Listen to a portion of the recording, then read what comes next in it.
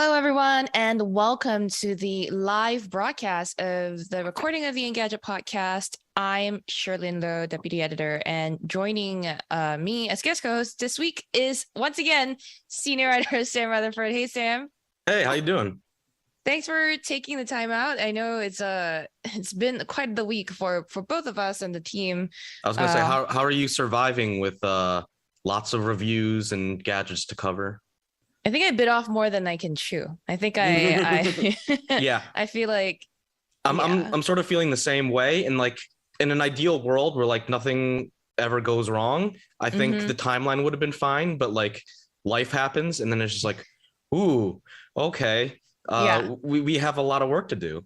Yeah, my habit has always been to like put everything else on pause and focus on work from August until November, but that's not feasible anymore. Your girl has a life now. But anyway, speaking of very much alive and not dead, Ben Elman, our podcast producer, is here. Even though he looks like he is not moving, I promise you he's also here. Hey, Ben. I am indeed here. I am trying to stay alive and healthy. My entire apartment has COVID, so I am broadcasting from a secret other location, also in New York City. And I want to shout out to everyone that's here already. We've got some of our regulars like Jiming Chong, Buddy 305 Love, Dhruv Karmokar. We've got a new regular, CJ by Steps. We've got some other familiar names. We had Mark Dell, who said hi before they had to leave, but Andrew Littman and CF542, thanks for joining us today. But if you're new here, here's an explanation of what's going on. This is a live look at our recording of the Engadget podcast, which is an audio show that goes out on all platforms like SoundCloud, I guess, Google Podcasts, whatever, Stitcher. I don't really know all the podcast app names, but anyway. Also, that Swedish streaming Apple, company. iTunes and Spotify as well. Yes. So anyway, what happens is while we're recording those segments for the show, we won't be able to engage with you in the audience live or in real time directly, but we will take segment breaks and we'll be able to answer your questions then. So just be patient, hang around. You can leave your questions in the chat while we're talking, and Ben will see them, bank them, and flag them for us when we're at a segment break. Also, you may see us make a mistake here and there, flub, and we'll go back and do lines again. So this is all very in the moment, as they say. So I think we're ready to kind of start going. Is there anything from the chat that you wanted to address at all, Sam? Not seeing anything so far. Tony D said, "Yeah, it's time. My Z Fold 4 is coming early." That's always awesome. Like getting it like ahead of shipping day, or like it's like just like a weird like, oh, some like this is my luck for the month or the week or whatever. It's just like yeah.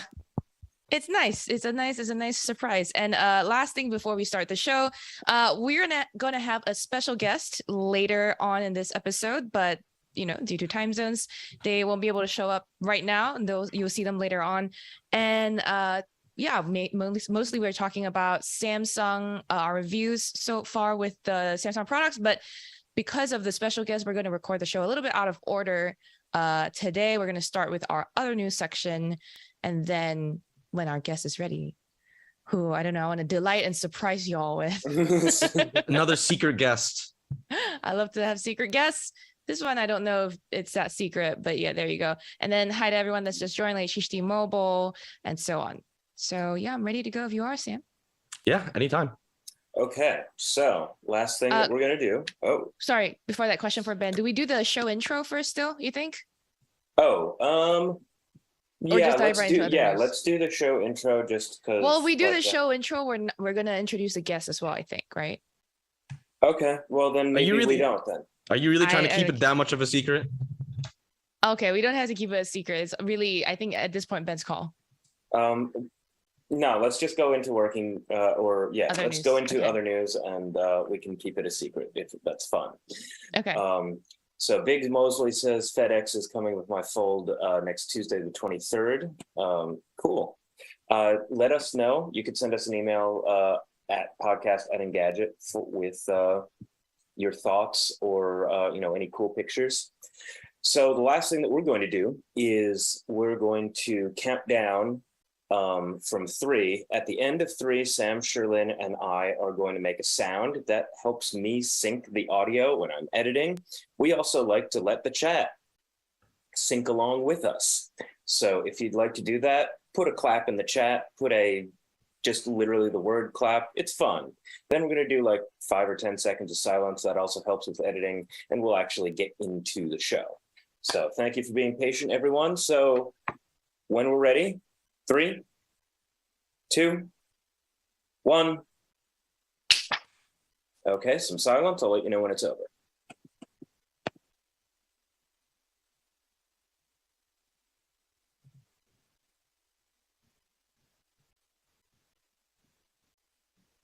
Okay, just long enough to be awkward.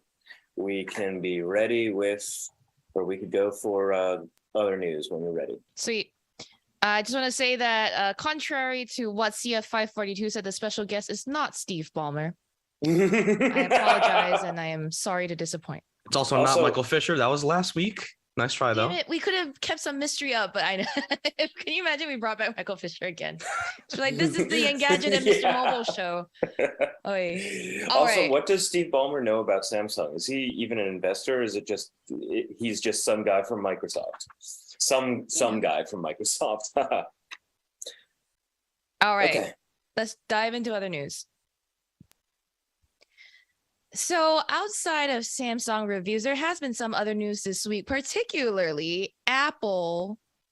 Like, in case you forgot, iPhones are on the horizon. Apple may be planning to have its iPhone 14 event in September or on September 7th. This is according to a Bloomberg report. I believe Mark Gurman is the one that, yes, it was by Mark Gurman.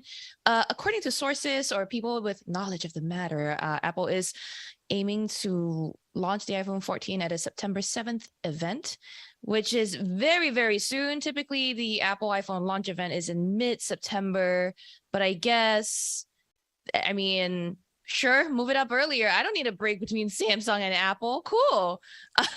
Yeah, it's funny because we were talking to some other colleagues in tech media and stuff, and I think the word on the street is everyone's just kind of annoyed. Like, oh yeah, it's too soon. Normally, it's the second week of September. And so by putting it on September 7th, assuming this is correct, it just feels a little early. And like, kind of like you said, I think a lot of people are looking for a little bit more of a break between events because, we had Samsung Unpacked a couple weeks ago. And Google doesn't usually do their thing until October. So it's nice to have Apple in the middle of September with a little bit of buffer on each side. Right. With that, especially these like the big companies, right? Because not to forget, there's little companies like OnePlus just launched the 10T. Right. I already forget the model number. And they launched the 10T on the same day as Samsung Unpacked. And like, that was probably a mistake from their side. But, who are we to tell companies what their scheduling should be?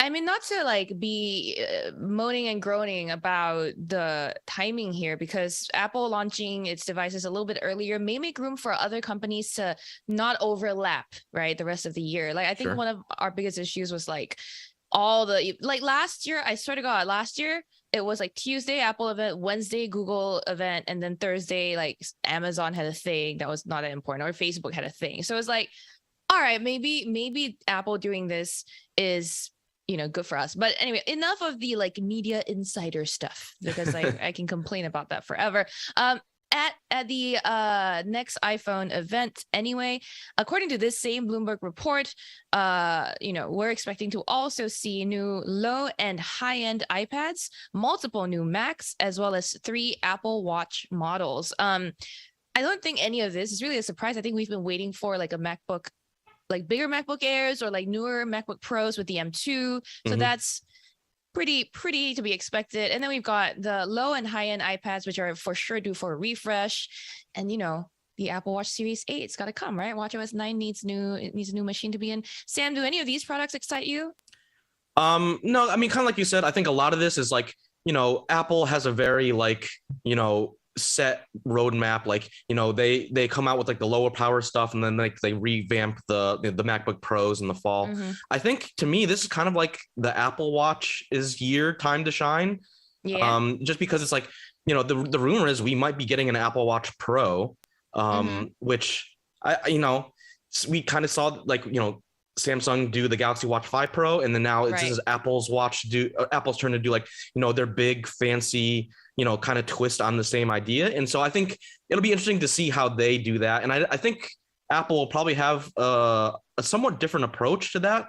Less focus on like the necessarily like outdoorsy, like I don't think we're going to see a titanium frame. But I don't know. What do you think? I don't know about a titanium. I feel like that might still be in the mix. Like, you don't know. I don't really know what kind of material they want to use for their casing. I do feel like a Pro model would potentially be more durable. I almost feel like, upgraded sensors maybe, and more like built-in stuff like GPS without your phone tied to it, or like or just even like a bigger battery. screen in general, I think is something that I think people would be curious about. Here's a question for you. Do you think Apple, not only in the Pro model, but let's start with the Pro model, will Apple ever move away from the square face? Ooh, this is like one of those big things, is because like you have like the watch camp. It's like there's people who like round faces and there's people who like square faces, and then there's a lot of people who just don't care or don't have the choice, because it's not like there are any other like native Apple Watch smartwatches. Like you have one choice. And so I think there's like this weird Stockholm syndrome where like people love the square face of the Apple Watch because that's the only thing they can get, so they have to love it.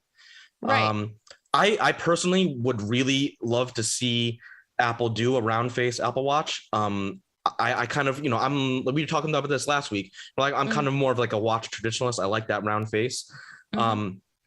At the same time, that would probably be a lot of work from the software team, because they would have to re-engineer how a lot of the UI layout and display looks on a round watch face. I don't think we're due a round Apple Watch anytime soon. I just wanted to throw that out there just to be like, I think it would be really interesting, but I agree with you. I don't think it's coming anytime soon. Yeah.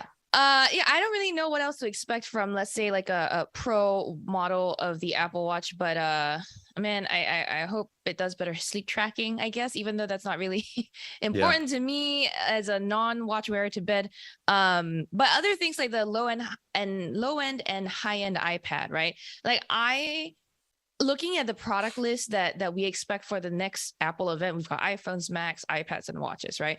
I would rank the iPhone 14 as the top most probable, then the watches, and then the MacBook. So I feel like the iPads, maybe Apple will do a separate event for them like they've done before, Yeah. I don't know. The iPad, like the whole category is just kind of in a weird place, because they added the M1 chip to the iPad, and now the iPad's really fast and faster than it really needs to be. But I think so it's like really they're just talking about like filling out the different sizes and making, filling out the different price points and making sure there's like a configuration that works for everybody. But like, I feel like the iPad is kind of a less interesting category, at least for right now.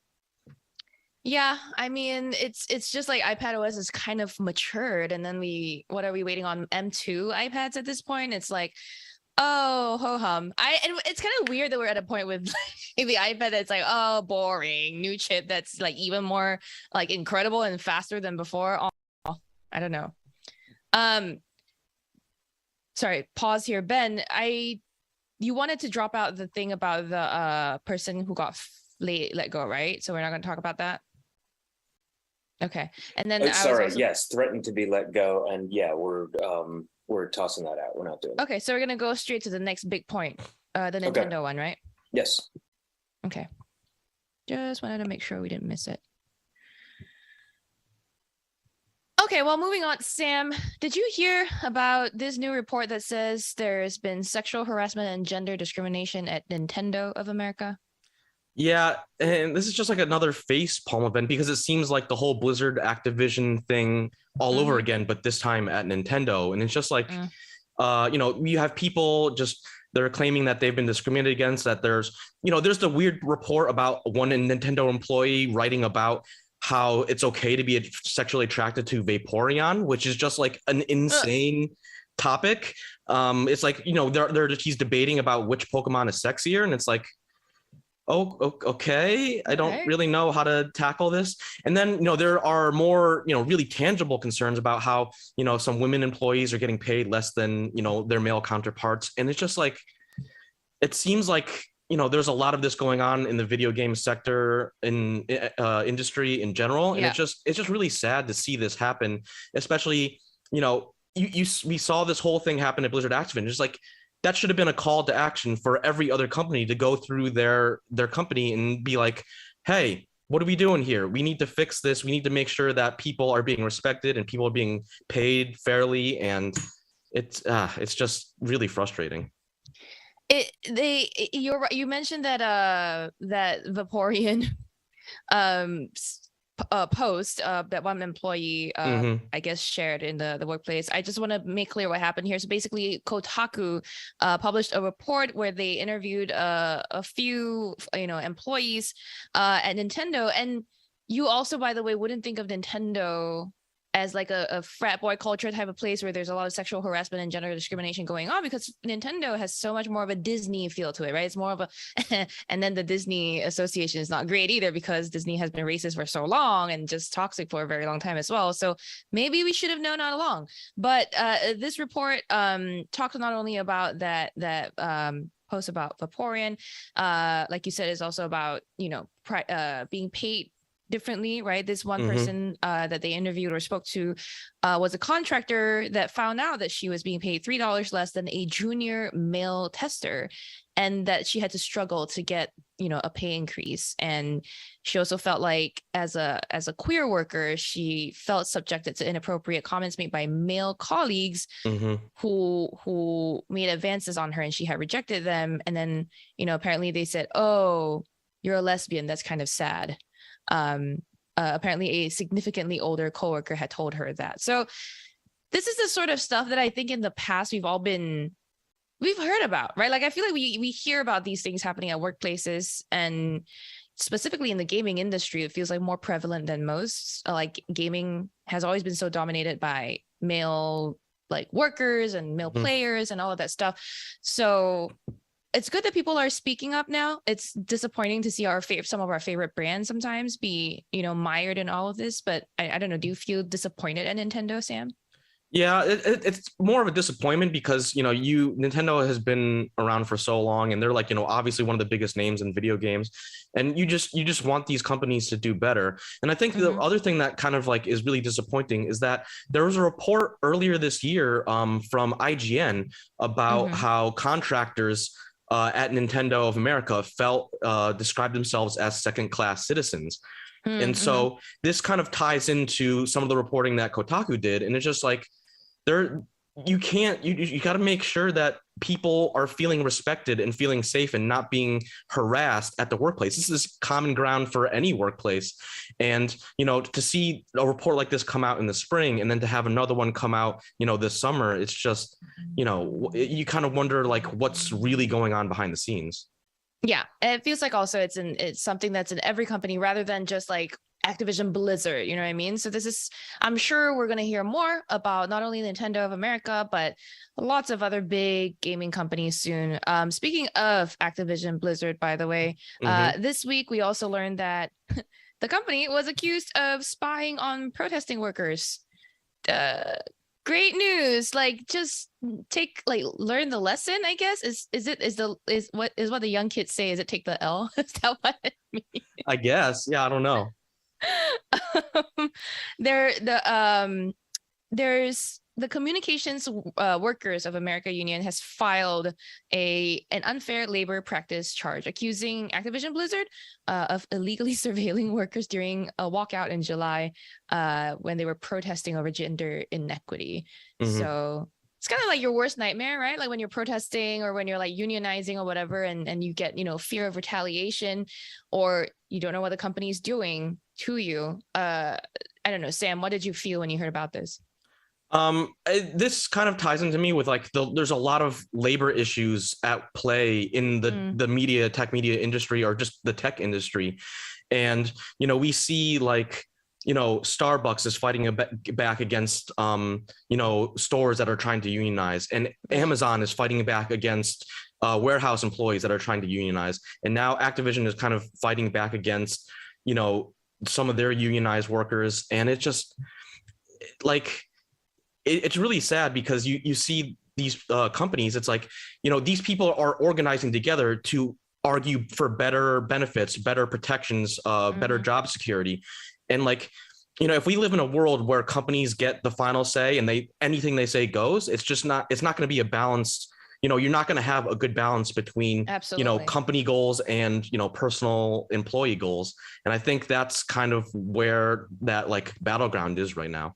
Yeah, I think we're having a reckoning all across like every industry, right? Like it's people are so afraid of unions, people are so afraid of so-called giving power to workers, when actually it's mutually beneficial, or it can be mutually beneficial. And the idea of like your workers are only resources for you, you know, to churn out productivity and meet goals, that's antiquated at this point. So, you know, hopefully not only the gaming industry, but everyone else that works in any sort of non-self-employed capacity will find a way to have a meaningful like relationship with their employers. I also want to point out though that Activision Blizzard did, you know, provide statements to Engadget saying that the chat accusations were false.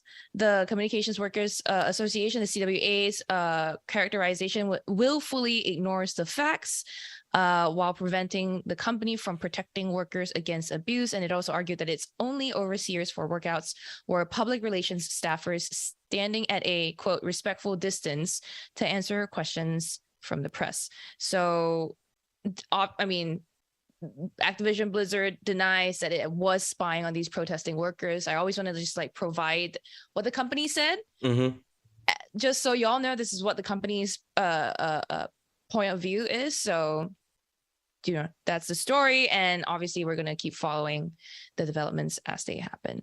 On to something hopefully a little bit more fun / maybe a little bit underwhelming. Android 13 is out of beta this week. Hey, I did not expect this news. It happened, I want to say, on Monday. And when I was reading the press release before we like decided to write it out, I was like, oh, Android 13 comes out to AOSP. Cool. Like, all right, whatever. And then I realized, I was like, wait, this is Android 13 we're talking about. It's not even out of beta yet. It's been like in beta for so long that I'm like, I thought it was already out of beta, but no. So this week, Android 13 is coming out to the public. It's no longer in beta.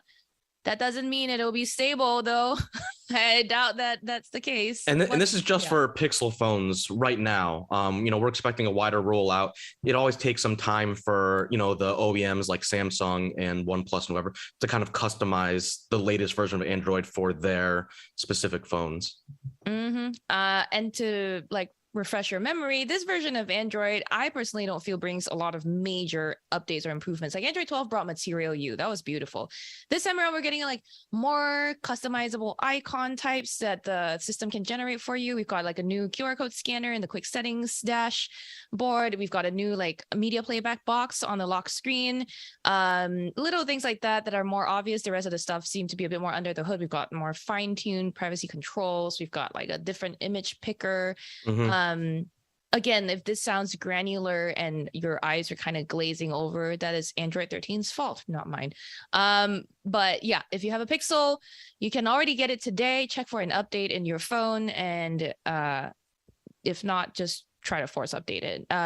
Sam, I saw that you know, checked out a very interesting looking gaming monitor. I don't know if it's a gaming monitor. You saw a very interesting looking monitor from Samsung this week?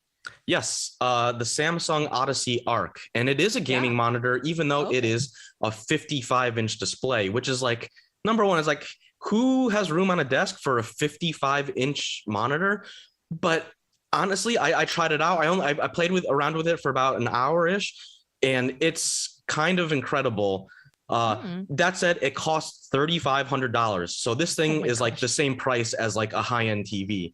And so what Samsung is doing here is, you know, they've been kind of like expanding their Odyssey gaming monitor line. And this is kind of their new flagship. It's got a mini LED panel, 55 inches. And Samsung says this is the world's first gaming monitor that is 55 inches, has 165 hertz refresh rate, and a 1 millisecond response time. And so, I mean, you know, good for them. Yeah. Yeah. And so those are like, you know, really great specs. You want good refresh rate and good response time, so you don't get that lag or ghosting in games. And then, you know, it has a 1,000R curve, so it kind of wraps around you. And it was kind of funny because it's like, I went there and I was asking the Samsung, he's like, so how close am I allowed to sit to this thing? It's like, you're probably going to want to keep like, a good 2 to 3 feet back, because if you just get your face into it, it's too much screen. And it's really incredible. Wow. And then they have not one, but 2 remotes, both of which have solar panels built in. So you don't have to worry about recharging them.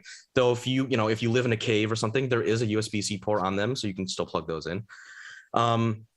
And they have on the one remote, it's the wireless Arc dial, and that's how you use to change between a whole bunch of different gaming modes. You can, it has your standard gaming stuff, changes automatically between genres for like if you're playing a shooter or a fighting game or something like that. But it also has a multi-view mode, so you can have multiple windows or apps open at once. And you can also have a flex move screen. So for some reason you don't need like all 55 inches, you can move the screen around to different positions. There is one little caveat. It does have 4 HDMI 2.1 inputs, but because of a limitation of HDMI, you can only use one input at a single time. So if you have, say, like your PC or your Xbox plugged in, you can only use that and then the built-in apps on the TV. So the TV supports like, Samsung's browser, and it also supports a bunch of game streaming, cloud game streaming services like GeForce Now, Stadia, Xbox Cloud Gaming.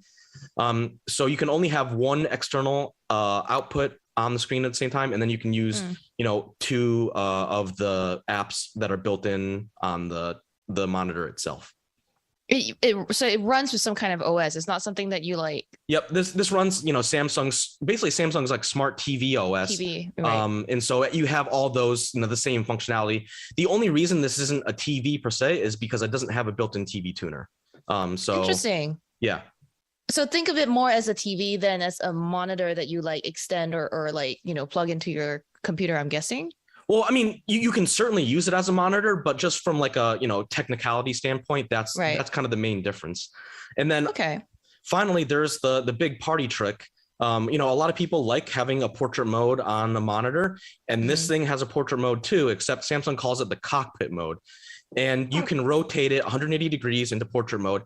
And it's hard to describe how this thing actually feels, because that curve, when you put it into portrait mode, it curves almost over the top of your head. And so it feels like you're sitting behind, like you're in a cockpit of, a plane, because you have that curved glass or a curved screen that kind of simulates the curved glass you'd get in a cockpit. And it's just like really kind of crazy and weird. And like, I have never used a monitor like this. So it was just, I had a blast. Buddy 305 Love in the chat was asking, it's like, oh, did Samsung let you take that home? Very much no. I really want to take it home. But even the one I checked out was still in pre-production. So there's RGB lighting in the back that will sync to your content, but it was only on blue that day because it's still, they're running through a couple of the pre-production things.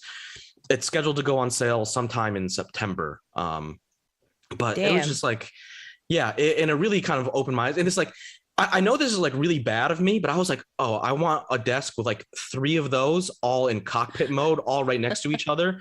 And it's like, this is like the most insane setup, because each one is $3,500. So now we're looking at like over $10,000 for a setup like that. But it looks awesome. I mean, I have 2 questions for you, but before I get to my 2 questions, I too find it difficult to describe a curve. But when you're in cockpit mode, did you feel like it was like overwhelming to the point where you felt like the screen might fall on you? No, it's actually really stable. There's it has a huge square base. And if you check out our hands-on with it, you can see that like I go in and I rotate it. And the back and the stand are pretty stable. It also does come with a wall mount included. So if you want to like make sure it's like attached to something that's not going to go anywhere, you can do that too. And my other question is a potentially stupid question, which is why are there 2 remotes? Like, what would you need 2 remotes for?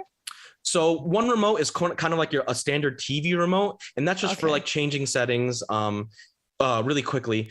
The wireless Arc dial is basically, you have that on your desk, and that's for switching between like multi-view mode or flex move screen really quickly. And it also has like a volume control, and because it's a dial, it's actually super easy to use. It only took me like a few minutes to like get used to like switching between modes, adjusting dial, and you can switch inputs and on that too. So it's really I think for all the people who like hate like adjusting their monitor's settings with those like buttons that are often like hidden behind the back of the thing. It's so much nicer to use. I know, like, more recently some companies have been putting joysticks, which are great, but this is even better. And I kind of wish that, like, at least for all high-end monitors, that they come with like a really nice wireless remote that you can just adjust the volume. And I forgot to mention, this thing has 6 speakers on it too. Most monitors just don't have any audio at all. But this thing has 6 speakers, 1 in each corner, and then it has 2 subwoofers in back. And so you get way better sound than you'd ever expect from a monitor, which usually it's like, if they have audio at all, it's usually an afterthought. And so you get almost that, it's not quite 360 spatial sound, but you get that kind of immersive, every multi-dimensional sound effects. Yeah.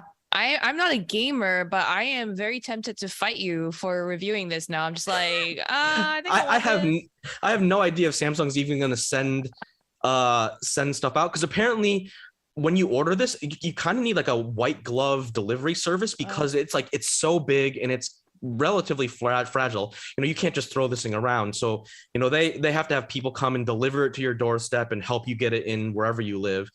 And so that seems like a big to do. And on top of that, I don't even know if I have space for it in my place. Right. I think I would try to find room, but yeah, it's just a huge, giant gaming display. And, we've seen the trend of like monitors getting bigger and bigger. Like, just a few years ago, the standard monitor size was 24 inches, and now it's 27, and it's getting closer to 30. And so now we have this 55-inch thing, and that's going to knock the average all out of whack. I know. I don't know. Yeah, like you said, I don't know if we're ever going to get a review unit in, but I am very tempted. I haven't seen, like, also, if you're listening or watching this, go check out our hands-on video.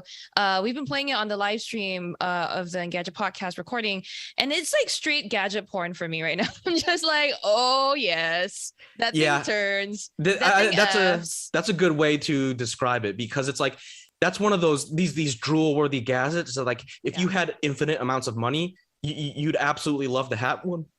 At the same time, it's like, in the real world, when I'm thinking about like, I gotta pay for stuff, and they can't just magically appear this thing in my home. It's like, now I got to decide, like, do I want to pay my rent this month or have this giant gaming display? Yeah, exactly. Hey, speaking of gadget porn that might be a bit more affordable, Adidas this week announced or launched its new solar headphones that are charged by light, sure, but can also be charged by your bedroom light, which I'm not great at science. I'm better at tech science, but these are the RPT02 Soul wireless headphones, and they can store up to 80 hours they feature up to 80 hours of stored playtime, and they'll cost about $229. So, not like your average $3,500 curved gaming monitor. But we've seen a spate of like light powered or solar powered headphones come out recently. What do you think of this trend, Sam? I think it's cool. I think, one of the things that like, I think is annoying for people today is just like constantly have to worry about all their different devices being charged. And it just like, it obviously it's not a huge deal, but there is like some like low lying like mental tax that you have to deal with. It's like, I got to charge my watch, I got to charge my phone, I got to charge my tablet, I got to charge my laptop. And so anything that you can have that you just don't have to worry about, hey, is it, do I have to plug it in, or do I have to like make sure and top it off? It makes your life a little bit easier to deal with. And I think, one of the interesting things is that for a lot of solar powered gadgets, your typical like bedroom lamp light or, indoor light is usually not enough to keep it charged. Right. And so I think it's interesting that like, it can be charged by sunlight or by indoor lighting. And so I think that's really nice to have that, flexibility where you don't have to worry about it like, I put it on my desk and my desk isn't near a window, and okay, now my solar charging thing is useless. So you don't have to worry about that with this, I think. And so that's definitely a good thing. It sounds, I'm not fully up to speed on the actual science of how the difference between natural light and so-called artificial light is. But yes, these are on-ear headphones, by the way, not like true wireless earbuds. They have like the headband linking the 2 ear cups. And we've seen the RPT-01 before, which were nice. And this is also not Adidas's like first headphones. Also, Adidas is teaming up with a company called Zone Industries on these. So I mean, I like the idea that like you don't have to use solar/natural light to charge these, if only because like you don't know, like some people don't ever see the light of day. You know what I mean? Like not that you can't charge it any other way, right? Mhm. There's obviously going to be like standard wired charging available, but if you, I don't know, work in a place that's always in fluorescent lighting and you just want to like leave your headphones there and let them charge, hopefully this will work for them too. The headband of these headphones are made of a flexible light cell material made by a Swedish solar tech company called Powerfoil. So it can actually be, this solar cell that they're talking about, it can actually be screen printed onto plastic. So it can actually be brought to all kinds of other like things like walls or cars or other types of consumer electronics. So maybe one day we can see light powered devices in more places. So I think that's pretty cool. And one last thing that happened this week that I just wanted to shout out because it seems just so petty and so right up my alley. Airbnb has started testing anti-party technology. Oh my gosh. In the US and Canada, it'll look for signs of potentially high-risk reservations.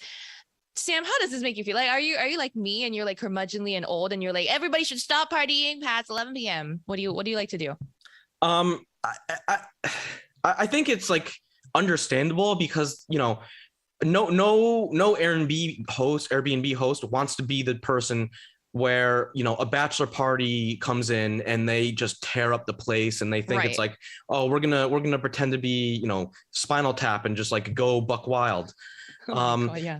But like and they Airbnb already does this a little bit to a certain extent where like you can set limits on the amount of people and like a lot of hosts would be like, hey, you have to have a certain amount of guests, like, and even some hosts will come meet you and like make sure that like you're not having too many people over.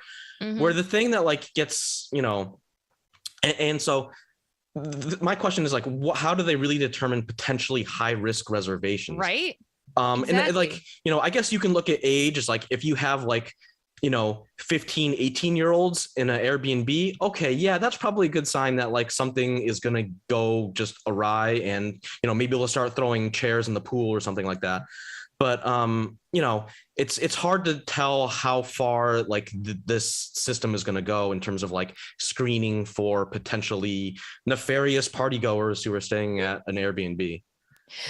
So the Airbnb has been testing this in Australia already, and also it has provided some of the general factors that it looks at to detect potentially high risk reservations.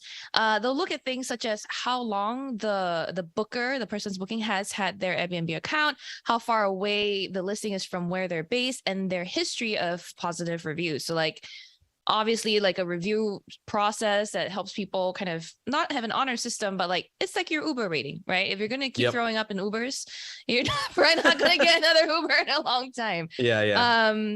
And then if someone is trying to make a booking during the week or over the weekend is also another thing that people will consider. Like Super Bowl weekend, I bet they're on like super high alert, that sort of thing. Sure. Or like Mardi Gras, if you're making an Airbnb reservation over Mardi Gras, it's like chances are that reservation might get a little wild. Right. And if you've planned a stay of 1 or 2 nights only over a weekend in the same city that you live, they'll also flag that. And then in those situations, if you've been precluded from staying at an entire home based on those factors, you can still book a hotel room or a private room. But if you do that, then they say the host is more likely to be at the property. Like, all right, I gotta check you out here before they allow you to take on the private room. So this is following, by the way, a worldwide ban on parties at Airbnb properties that was enacted back in June, and it was supposedly to have been brought in on a temporary basis after COVID-19, just to kind of. The reasoning was like social distancing is important, right? But I mean, nobody, like you said, no host wants to see their property trash. So this, I kind of get it, but I also think it's just kind of funny to watch. I'm just like, yeah, I'm here eating my popcorn. But this is also the latest in a bunch of things that have like annoyed people about Airbnb. Julio, our live stream video producer, has mentioned that like, oh, yet another reason to not use Airbnb. And Ben, our podcast producer, also brought up the fact that like people, just in the general zeitgeist now really hate Airbnb for one of the main reasons being Airbnbs are just way more expensive now. You get way more sticker shock from Airbnbs because they charge you this humongous cleaning fee on top of the booking fee and all of that. Sam, have you used Airbnb? Like, does this make you not want to use Airbnb? I don't really think it affects me because most of the time, like I'm traveling, it's like a lot of times, like I use an Airbnb when I went to go to Google I/O a few years back, and it goes like because there aren't a ton of hotels in that area, and so Airbnbs actually make a lot more sense. I'm going there and like all I want to do is have like good Wi-Fi and like a place to write and air conditioning to make sure it's not too hot, and it's like that's really all I care about. And so like I'm not sure that like this really affects me in any way. But you're like, not a partier. I mean, not as like a homeowner myself. Like I understand it. Like you don't want people to come in and mess up your place, and you just want people to be respectful. And I think that's the spirit of what they're trying to do, and I don't really have an issue with that. But you kind of brought up an interesting point where it's like, with the rise of Ubers, like a lot of people started hating on taxis, and it's like, and then when all this stuff happened with Uber, where like, they had a lot of issues with, the pricing being kind of the surge pricing being really high, or just like a lot of the issues with like some drivers and some customers not getting along. You really have this like dichotomy of like, do you like the institutionalized taxi system? Do you like the institutionalized hotel system? Or you are more like free spirited where like, you're going to go in someone else's car in an Uber, you're going to go stay in someone else's home in an Airbnb. And I think more recently, I felt like a lot of people are going back to the like, I used to go to Airbnbs all the time, but like now I'm kind of like starting back to like, I prefer hotels again. Right. I have never booked an Airbnb on my own. I don't believe. The only time I really want to consider Airbnbs is when I have like a larger group, like my family with multiple partners or multiple cousins and their partners and that sort of thing. Then I'm like, okay, a hotel might be nice, but it'd be even nicer if we could all be in the same big house. So that's where I go to like an Airbnb type instead of going straight to a hotel. And you're right, like sometimes I feel icky going to like a hotel chain as opposed to like trying to support local businesses or something like that. So it's tricky. Yeah, and it's kind of interesting because like I was trying to plan like a get together with like some of my high school friends, and so it's like 3 or 4 families plus like a bunch of kids, and so we needed like a big place with a lot of rooms and a lot of space, and like it's hard to find hotel rooms that accommodate 15 people. But like, sometimes you can have a house that like, or, 2 houses next to each other that can accommodate that many people. And I'll be interested to see like, how do they distinguish that from like a party house where it's like, if I have, let's say like 8 adults plus another 8 kids, there's a good chance that the kids might mess something up because they're right, kids. I was gonna say. That's what kids do. But like our intention is not to have a party. And so I'm curious to see if that is and impacts things at all. Yeah, that's very interesting. If you're listening or you're tuning in and you have thoughts, or you're an Airbnb host and you have thoughts on Airbnb itself or anything else we've talked about today, make sure to send us an email at podcast@engadget.com. We love getting your mail. We'll talk about it on the show. So it's a fun time to interact with us. Okay, I'm going to move on to working on Ben. Yes. So let's move on to what we're working on. I know we're both still kind of putting finishing touches on our reviews, but Sam, what's up for you after Samsung? After Samsung, I got a couple things I can't quite talk about. They might be foldable devices. Okay. As a maybe kind of a hint without giving away or breaking any embargoes, IFA is coming up, so they're stay tuned for a lot more coverage on new announcements for IFA. Yeah. And I think that's all I can say for now. Yeah, I am more or less the same as you. I'm going to wrap up the Z Flip 4 and the Watch 5 and Watch 5 Pro reviews. And then I will be, keeping an eye on IFA news. You and I have seen this mysterious other thing you were alluding to. And I'm out here living my best life, trying to start a TikTok account. And this is from multiple companies. Multiple companies are coming out with some foldable products very soon. So if you like the whole flexible screen trend, stay tuned to Engadget for more. In the meantime, what have you been watching or doing to relax, Sam? Yeah, so I just started season 3 of The Boys, and I've really liked this show since the beginning, but like I'm only one episode in, and just the pacing of this first episode is incredible. They go through so many things, and it's just like it feels like I mean I don't know if like it's on Amazon Prime. I don't know what the rating system is for streaming services, but like this show is just like kind of nuts.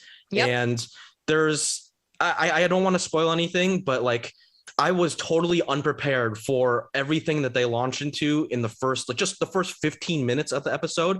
And then they just like they did a really great job of touching on all the different storylines from the previous season and like catching you up on them in a way that like was totally interesting and not boring at all. And also just like there's a definite shock and awe factor where it's just like there's like little snippets of like some of the side characters doing some things. It's like, oh, okay. And then, I was just not prepared for it. But I'm enjoying it so far. And I really like the fact that like, they're really leaning into like the kind of, subversion of your expectations, because, the whole series is founded on like, okay, what if superheroes were actually the bad guys? Right. Mm-hmm. And then now they're just like the amount of layering they're doing for the satire and the parody of like what that kind of theme can do is just I really appreciate the kind of all the levels and the depth that they're doing it with. I see that on the image we've got on the screen and on the live stream right now, we've got Mr. Jensen Ackles in his The Boys debut. Jensen Ackles is like a new addition to the roster, season 3. And Jensen Ackles, for those of you who don't know, it played Dean on Supernatural, very long-running TV series that me and Valentina Palladino, our senior commerce editor, both love. We're very much Dean fans, and it's nice to see him in this. Have you seen Peacemaker yet, Sam? Have we talked about this? I want to watch it, and that's been on the list, but I haven't had time to fit it in my schedule. Because I get very similar vibes from Peacemaker to The Boys, except I know The Boys goes even more graphic and yeah, I feel like The Boys is more gory, whereas like Peacemaker there's a little bit more whimsicalness to that show. But it gets graphic, but yeah. I think the way they approach humor in those shows is like very similar, but also there is some differences, I think. I mean, I'll bet. Speaking of like kind of crazy shows, I watched Day Shift, the new Netflix movie starring Jamie Foxx, Dave Franco. It's basically about like these vampire hunters, but a very, very fresh take on vampire hunters I've never seen before. Jamie Foxx is just like down and out. I think sort of separated from his wife guy that is just trying to keep his kid in the same state, that sort of thing. The typical trope of that setup. And his main source of income is taking down vampires, and as goes the lore in this show, trading in their teeth or fangs for money. And then the movie is able to bring in some very like real life economic woes of like, oh, you had to pay your union dues, oh, you got the processing fees. So like, he thought he was gonna make, for example, $1,000, and he ends up making only like 20 because half the fees up front for membership dues, early processing fee. I mean, like, it's both. It's got great drama, great action, and then like good comedy, because that writing is very fresh to me. I have to like clarify though up front, and disclaimer, I haven't seen the full movie. Like, I started watching it and then like I just had to like do more testing or whatever, so this week has been hard to find time to do anything like relaxing like that. So if it ends poorly, please do not blame me for my recommendation. All I think is it's been a very fast setup, a very fresh setup, very fun premise so far. So I suspect it's going to be a good ending anyway, so go check it out. All right, Ben, we can do the outro another time. If you want, we can do the chat now. Yeah. All right, Um, so I see Hamad S. Sumro says hello from Pakistan. We've got Kylo Tech is back with D-Man. I saw that D-Man's steak deck arrived. By I think you meant Steam Deck. I saw that. Nothing escapes me. Amar Kalbergi says, does anyone else feel too old for TikTok? Yeah. No, Sam, you're on it. I mean, You're on it more than me. Don't flip this on me. Don't you dare! I am not on it more than you. I aspire to be on it maybe more than you. But Well, I guess there's a difference between like, are you putting your own content on TikTok or are you just watching videos on TikTok? And I think just watching TikTok is like, there's nothing wrong. Like, it's a different competitor to YouTube, which is totally fine. But like, there's this like TikTok-y personality where it just like, I can't do it. I don't know. I feel TikTok is the thing, or thinking about like putting out videos in TikTok makes me feel older than pretty much anything else. I mean, thinking about putting any sort of video out, it's not really your kind of thing, is it? Right? Like, but I did feel very like when I was trying to make my first Instagram reel fairly recently, I was like, what is all this? Like, I felt very overwhelmed. I really had a moment where like I felt like what my parents probably felt when they first encountered a smartphone. Like, what are all these things? What are all these buttons? We also have have you two heard of the Millennial Pause? Yes, I have heard of it. Yeah. Just the fact that people are criticizing the fact that anyone of a certain age is looking at the phone to make sure that it's actually recording. And like, that's a sign of, and like, if you leave that pause in the video, that's a sign of like, you can't edit, or like you remember a time when technology was like a little bit jankier and you couldn't trust it as much. I find that fascinating that like people have drilled down to that level of specificity. CF542 said the fact that we're watching YouTube means we're too old for TikTok, and D-Man says, what's a TikTok? And clueless old man. It's there we go. We're all here on YouTube because we're not TikTok people. Anything from the chat you wanted to flag, Ben? So Buddy305 Love and I were talking about watches. Apparently Buddy305 Love is a watch enthusiast, not a fancy watch enthusiast, but we were talking about the old Casio watches that were solar powered and other cool possibilities in watches. I mentioned that the sportier smartwatches might be a good idea for them to jump on the powered by the sun trend, because I mean, if the entire idea is like log your heart rate while you're climbing a rock face or something, why not charge your phone a little bit while you're out doing stuff in the sun, or charge your watch a little bit while you're out doing stuff in the sun? I mean, makes sense. Makes sense. I really want to. Sorry, Declan Flynn, I see mentioned that they can barely keep track of one remote at a time. If screens start coming with two, then you're doomed. This was back when we were talking about the Odyssey Arc, Sam. Fair enough. That's a fair thing. I think one solution to that, and I think this is something that like if you're gonna have multiple remotes or just even a remote for your monitor, just put a little magnetic strip on the back, and you can just kind of hide the remote back there. Grab it when you need to, stash it, so that way you don't have to worry about it. Like, oh, am I going to lose it? It's attached to the back of your monitor, and it's easy to organize. I think there are a handful of monitors that have done this, but I think this is something I'd like to see on more devices in general. It sounded like a smart remote. It's like a clever remote, not like a smart, like Bluetooth smart. Want to say hi to Daniel Diaz, who said good morning. Also to Chris Angelo Perez, who said hello from Manila, where the August rains are here. Is it monsoon season? I don't remember when monsoon season is anymore. I think I also saw Buddy had a question about the Arc not being able to do picture-in-picture with external sources.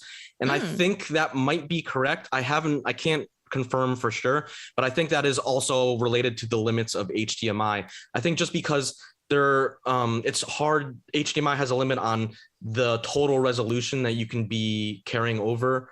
And so I think that's part of the reason why they have that multi-view mode, is so you can have a smaller screen for like Slack, or not necessarily Slack, but like internet or YouTube, and then you can have your main view kind of off to in the center and then have the other stuff off to the side. And so you don't run into that limit. But I think that's correct.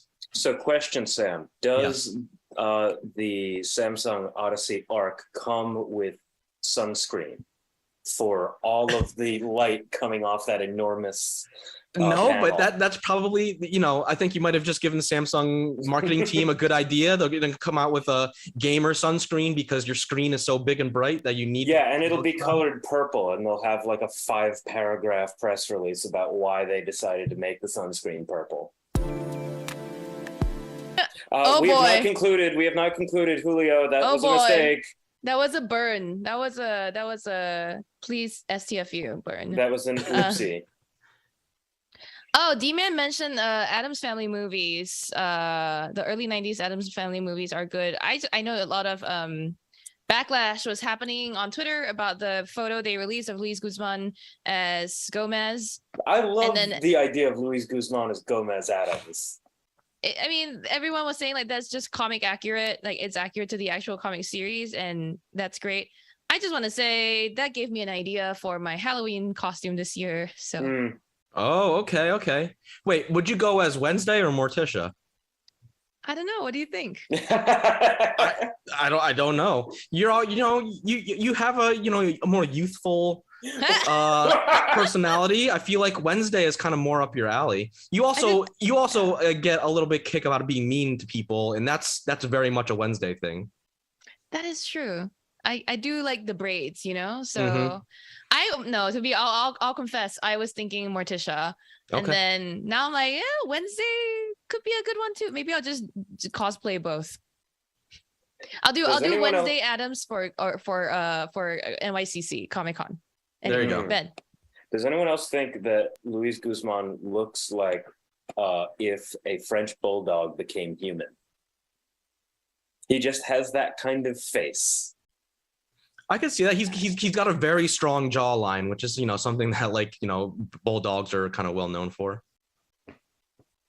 And that's to be clear, that is not a bad thing. I love French bulldogs. I would just love to see him holding one. I loved Luis Guzman in Community. He was great. Let's see. Buddy305 Love pointed out that, first, I know that Mohammed Abbas, I think, says, when will we be putting out a review for the Flip 4? We're not going to rush our Flip 4 review. You'll see our reviews all come up next week. I already know what I feel about the Flip 4. I know what I'm going to say. I can tell you that I'm already very into it, right? We will get to this in a little bit. But the full review with the score and everything will be next week. Buddy305 Love said, I think Garmin has a smartwatch that has some solar charging to supplement battery drainage. Yes, actually, a lot of smartwatches have solar panels. Not a lot, but some have the solar panels built onto the face of the watch where it's kind of transparent. So you can also still see what's on your watch, but still have that panel for charging. So that's pretty cool. We've got a lot of Samsung related questions coming up, I see. That's a good, save them. That's a good segue into our next segment, I think.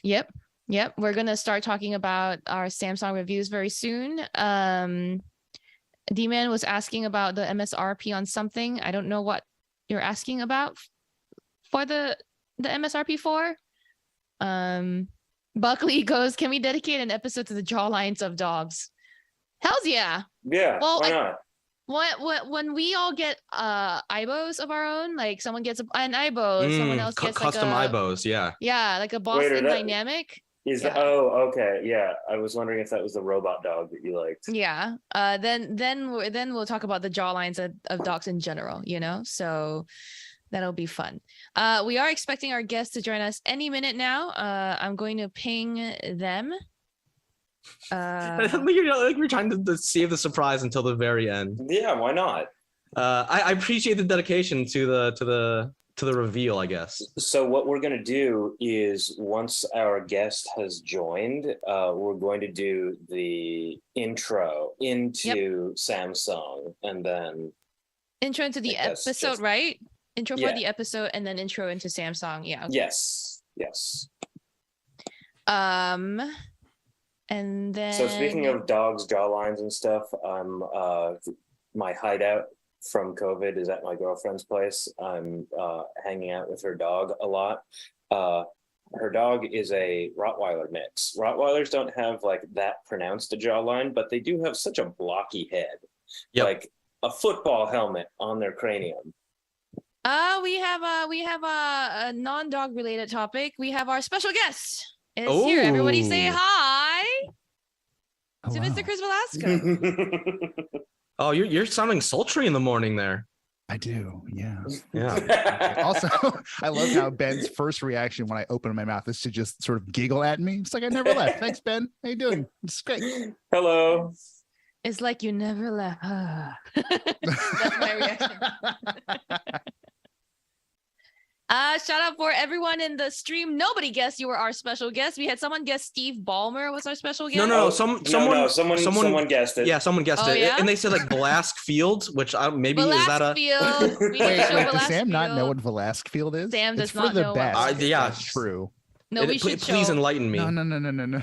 I'm pretty sure we have that teed up somewhere. Yeah, no, I already told Julio to have it teed up. Hopefully. We don't. My God. We don't. Velasque Field, Sam. Velasque Field is similar to Sherlon Musk, except for it's Velasco and Garfield. I think it might be worse, but it's not as it's in some ways perhaps. Yeah, there you go.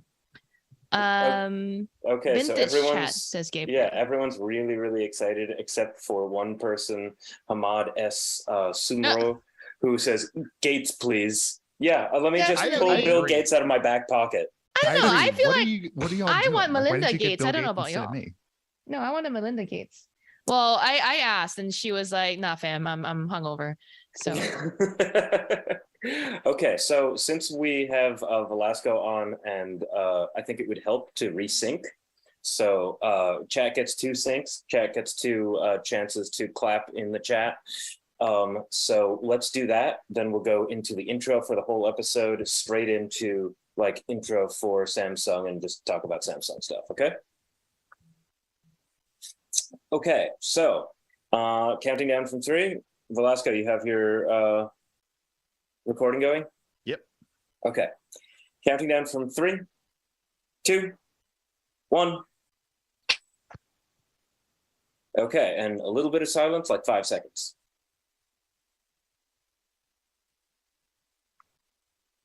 Okay, we're done. Let's talk about Samsung stuff. Okay. Hello, everyone, and welcome back to the Engadget podcast. I am Deputy Editor Sherlyn Lowe, and joining me as guest co-host this week is once again senior writer Sam Rutherford. Hey, Sam, how's it going? Hey, how you surviving the second week of the Samsung avalanche? I am but a zombie, and this is my demonized voice talking to you right now. Thanks for making the time to help us out with the podcast this week.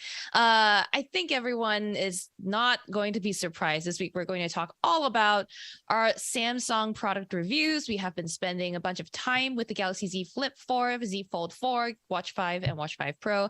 We also have a special guest on this episode to help us walk through some of that stuff. Personal tech reporter at Washington Post, no affiliation with Engadget whatsoever, Mr. Chris Velasco himself. We'll be talking to him shortly. Later on in the episode, we'll also be covering some other news this week from Apple and Nintendo and some other kind of interesting developments in Airbnb, so stay tuned for that. As always, if you're enjoying the show, make sure to subscribe on your favorite podcast catcher and leave us a review on iTunes so people can discover us. We also live stream the recording of this podcast every Thursday morning at about 10 a.m. Eastern on the Engadget YouTube channel, where we can interact live and have Q&A sessions with the audience members. So if you have anything you want to ask us, hop on over. It's usually a fun time. All right. That's that. That was an excellent intro too. Like you were all warmed up. Yeah, I guess. Yeah, it's nice to, maybe I should do them out of order next time. Anyway. No F-bombs this week. Very disappointing. Not yet, anyway. There's still time. And V's here, so probably the likelihood just went up very. Hey, come on. All right. You bring the best out in us, V. You really do. Sure sounds like it. It sure sounds like I'm adding a lot of really great flavor to this conversation. Oh, crapping on you is really what makes this so much fun. I was gonna say, who was it in chat who mentioned that? Was it Sam who was just like, yeah, Shilin, you really like to be mean to people, like that's kind of your thing? Yeah. Yeah, a little bit. Sam just said that because I'm like Wednesday Addams. Anyway, okay, introing this segment now. All right. So this week, I mean, Sam and I have just been spending the last week or so really digging into the Galaxy Z Flip 4, Fold 4, and the Watches 5. And we've been talking with all our friends about these things, including persona non grata, personal tech reporter, Washington Post, Chris Velasco. Hey, V. Hey, I'm back. And if I'm persona non grata, why do you keep asking me to be on the show? Do I keep asking you? I feel like I do it for I do it because times. I know. I do it because I know the people want it. You know what I mean? Look, I wake up early to hang out with y'all. Like this is good for me, to be clear, but it also takes a little bit of work. So hi, yeah, I'm back. Yeah. We appreciate you joining us. I am curious, V, do you have the Samsung devices? Have you been spending any actual time with them at all?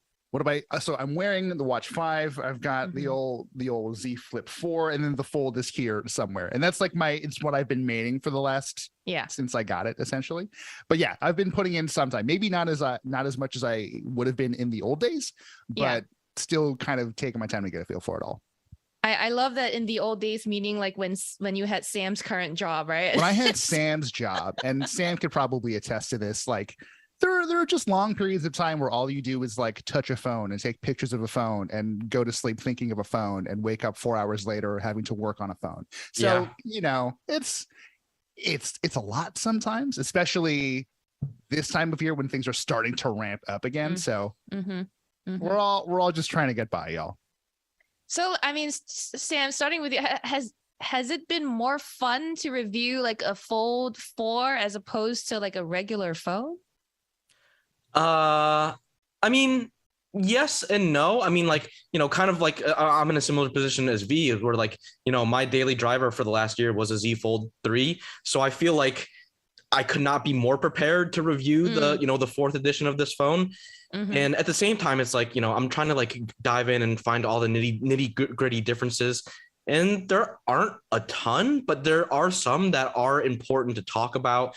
And it's weird because I think, you know, for a long time, Galaxy Fold users, you know, there are some things that like you pick up on that the average person might not. But at the same time, it's also important because for anyone who's thinking about diving in with their first foldable phone, especially the big one that we're using, it feels like, you know, finally it reaches a good place where it's like, oh, they've thought of not everything, but they thought of all the most important stuff. And so it kind of feels like a new launching place for like the Z Fold family. I want to give you a little bit of a history like story here, Sam, because when, you know, V's whole thing, at least when he was at Engadget, I don't know if he's changed anymore now, is that like you give him something just a little bit novel, like a bit of a novelty and whatever, and V would just run out and throw money at it until he gets it. Like that's what he does. And that's what he does that's what he did with the original Fold, I want to say, or the Fold 2. It was the Z Fold 2. Sam and I bought the same phone. So you can't hate on me for buying this thing without also hating on your much closer and nicer friend. The shade on all levels is just uncontrollable. I didn't know you bought a Z Fold 2, Sam. I thought you bought a 3. No, I've bought the last 2. I tried to buy the original Z Fold, and that was such a nightmare because all the unlocked ones, the inventory for the original Fold was like incredibly small. And then I tried to buy an unlocked one. Those were sold out. And then I tried to buy a locked one to AT&T, but they said back at the time, their policy was it would take at minimum 3 months to unlock it so I could use it on my carrier because I'm not an AT&T subscriber. And I was like, okay, well, by that point, like the new one will be like 3 to 6 months away. And it just didn't make sense. So the reason I bring up V's history, well, in part because, you know, V doesn't just do that with folds, but anyway, Sam, like the reason I tease Sam less about it is because like Sam doesn't do this all the time with everything, and V does this with almost everything. Yeah, there you go. And but the reason I brought it up is because like way back in the day when it was like the Z Fold, the original one, or the Z Fold 2, I would have laughed at people for buying the original ones, whereas now I feel like we're at a point where no, I think people should like, you know, feel comfortable buying these things, right? Am I right? Like V, do you think your money would have been better spent on a Fold 4? So I want to be absolutely clear. I bought into the hype, as I so often do, and I feel like I'm going to defend that practice for just a second, because I think it is important for us. Like, we get stuff for free, we get to test it, we send it back. Like, there is a never-ending flow of products just coming into and exiting our lives, to the point where it can be like a little hard to keep track of it all. So I felt like it was important in that moment to buy a Z Fold 2, because it kind of felt like the first time a foldable was close to ready for the mainstream, especially that sort of like tablet phone hybrid style. Absolutely. So rather than trying it out for a week and sending it back to Samsung and like promising not to drop it and test the durability and stuff, I think a lot of us thought it was important to just like buy one and live with it and just like really put Samsung's claims to the test. And I don't regret buying that phone at all. That said, now that we're here 2 years later and the Z Fold 4 has gotten to the point where Samsung is just like, okay, we're good with the big stuff. Let's just focus on the nips and the tucks and the polish. Let's just get all of the little things right now. Yeah, this is definitely the first time I would recommend a regular person consider buying one of these things. And it's probably not going to be the Fold, because I don't know that I ever want to spend $1,800 on a phone again. But you know, Z Fold 4 has been really interesting too. You know, there's been a lot of change, and it feels almost practical, which is kind of a weird thing to say. Yeah, totally. Like, I feel like if you bought the original Fold or the Fold 2, you were kind of like a tech weirdo. And then if you bought the Z Fold 3, you were like kind of like a power user. You're like, you like, talking about the bleeding edge of technology, and that's fine. But like, now you can sort of be like a normal person and buy a foldable phone, and it doesn't seem weird, I guess. Also, really funny anecdote. So my neighbors below me had a leak in their ceiling. And so we had a plumber come by to check out, make sure the leak's not coming from our place. And the plumber had a Z Fold 3. And I was shocked. I was blown away. I did not expect him to have like a Z Fold 3. And he's like, oh, I love it. He's like, it's surprisingly durable. And like, he had like these giant plumber hands, and it's like the screen, like the huge screen makes it easier for me to like navigate and touch on like small stuff. And he was just like, I've already pre-ordered the next one. And I'm like, dude, like, that's awesome. Like, I'm always on the lookout for like seeing weird tech in the wild. And this was only the second time I've actually seen just like a normal person, like who's not in tech media, have a Fold phone. I was like, oh, that's really cool. When you brought up that point about you don't think anyone should spend $1,800 on a phone, V, my thought was, and I want to use this as a way to get deeper into our review observations, right? Like, my thought was like, do you really consider this a phone only? Like, would it be more reasonable would that price be more reasonable if you thought of this as both a phone and a tablet? Yeah, and I think that's the way a lot of people do think about it, with a little provocation from Samsung. Like, that's clearly the idea here. But for me, like, the way I think about my like screen needs is that I need a phone for sure.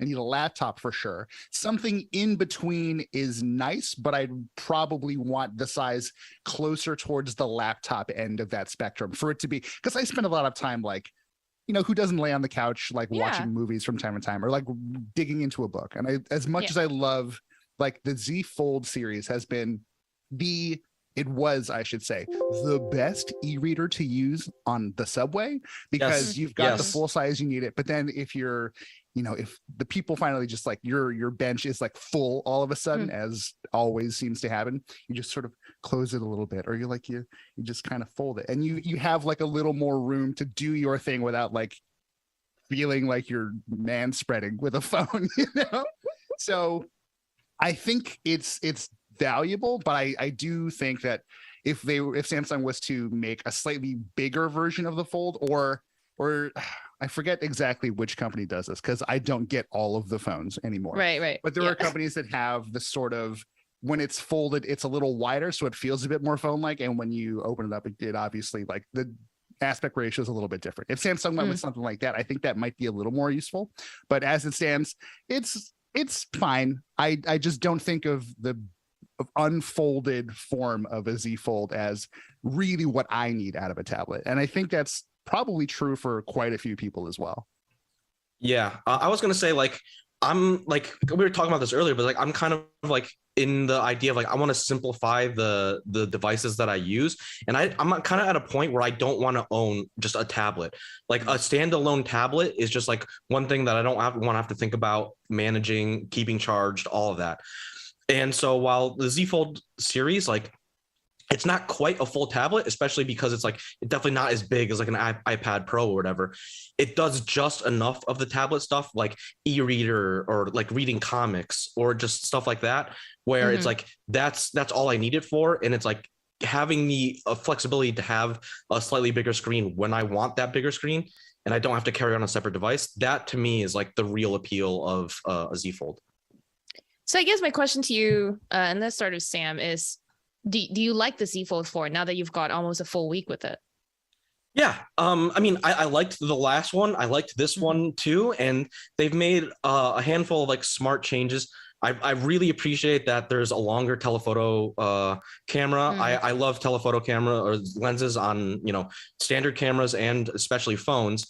And also I was kind of surprised the addition of the Snapdragon 8 Plus Gen 1 chip. I don't notice a huge improvement in performance, but I think the increased energy efficiency has really delivered a longer battery life that I was kind of missing a little bit on the previous one. And so I think that's really nice. The improved UDC is kind of whatever. It is a little bit more camouflaged, but it's definitely not a reason to buy the phone. And so there are a handful of like nice to have upgrades. But I will say, if you are a Z Fold 3 owner and your phone is in good shape, don't feel pressure to upgrade. This, like, the real people is for people who don't have any foldables at all in their life, and they want a big kind of multitasking, multi-purpose power user phone. It's it's expensive, but like now's an okay time to jump in. V, do you agree? I do, but Sam, I want to pivot back to you real quick. We're talking about sort of the little changes that have come in the Z Fold. Do you enjoy using the little toolbar thing that now sits at the bottom of your screen? Oh, the taskbar thing? The taskbar, sure. Yeah, sorry. I think I like it, and I think it makes me want to use the multitasking features a little bit more, because the taskbar that was on the right side of the phone, like I went back and forth with, like, for a while I pinned it to the side of the screen and was like, so you had a taskbar on the right, and then you had your like standard Android, your home apps on the bottom. And that just felt a little too cluttered to me.